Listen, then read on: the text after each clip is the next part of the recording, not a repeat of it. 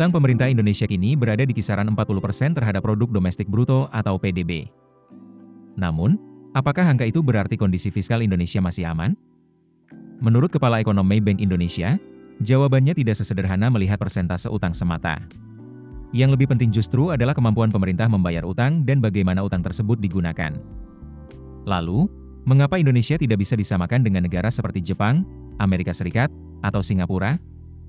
Perdebatan mengenai besarnya utang pemerintah kembali menjadi perhatian di tengah meningkatnya kebutuhan pembiayaan negara.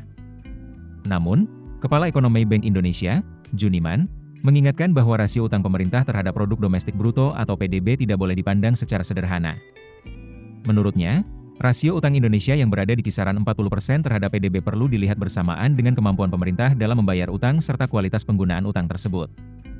Juniman menegaskan bahwa Indonesia tidak bisa langsung dibandingkan dengan negara-negara maju seperti Singapura, Jepang, Amerika Serikat, maupun Jerman. Alasannya, setiap negara memiliki kapasitas fiskal, struktur ekonomi, serta kemampuan membayar utang yang berbeda. Negara-negara maju, menurutnya, memiliki kemampuan menghasilkan penerimaan negara yang jauh lebih besar. Selain itu, sebagian besar utang mereka digunakan untuk membiayai kegiatan yang produktif sehingga mampu mendorong pertumbuhan ekonomi dan menghasilkan pendapatan di masa depan. Karena itu, membandingkan rasio utang antar negara tanpa melihat kondisi ekonomi masing-masing dapat menimbulkan kesimpulan yang keliru. Juniman menjelaskan bahwa rasio utang terhadap PDB memang merupakan salah satu indikator yang digunakan lembaga internasional seperti IMF. Namun, indikator tersebut bukan satu-satunya ukuran untuk menilai kesehatan fiskal suatu negara. Ia kemudian memberikan ilustrasi sederhana. Menurutnya, sebuah keluarga dengan pendapatan besar masih dapat memiliki utang dalam jumlah tinggi apabila utang tersebut dipakai untuk membeli aset atau menjalankan usaha yang menghasilkan tambahan pendapatan. Sebaliknya, rumah tangga dengan penghasilan terbatas akan menghadapi risiko apabila memiliki utang besar untuk kebutuhan konsumsi. Ketika pendapatan menurun, kemampuan membayar cicilan pun ikut terganggu. Analogi yang sama, menurut Juniman, juga berlaku bagi keuangan negara. Karena itu, indikator yang lebih penting adalah besarnya pembayaran pokok dan bunga utang dibandingkan dengan penerimaan negara. Indikator tersebut dinilai lebih mencerminkan kemampuan real pemerintah dalam memenuhi kewajiban utangnya. Menurut Juniman, jika melihat kondisi APBN saat ini, porsi pembayaran pokok dan bunga utang terhadap penerimaan negara sudah cukup besar sehingga perlu menjadi perhatian. Ia juga mengingatkan bahwa pelemahan nilai tukar rupiah dapat memperbesar tekanan terhadap fiskal pemerintah. Ketika rupiah melemah, biaya impor, terutama energi seperti minyak, ikut meningkat. Akibatnya, kebutuhan subsidi energi berpotensi bertambah dan ruang fiskal pemerintah menjadi semakin sempit.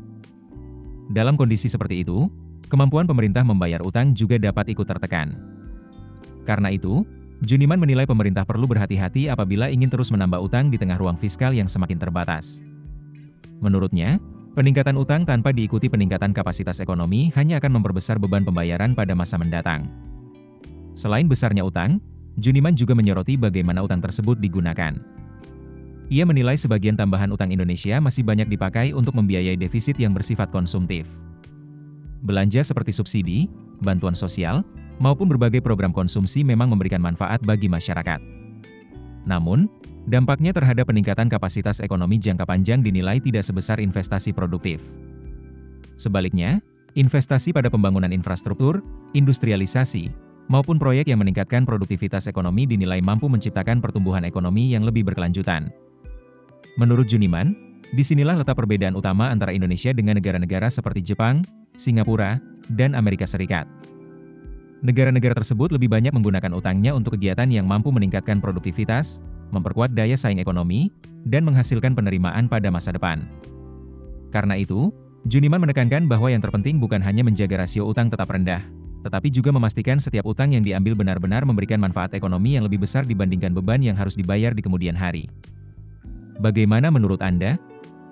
Apakah pemerintah sebaiknya lebih fokus menekan jumlah utang, atau memastikan utang digunakan untuk proyek-proyek yang benar-benar produktif?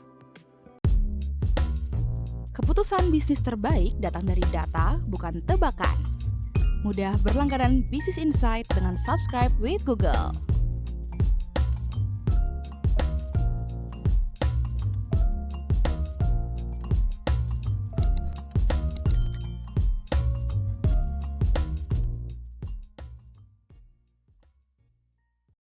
Download aplikasi Kontan sekarang di App Store atau Play Store.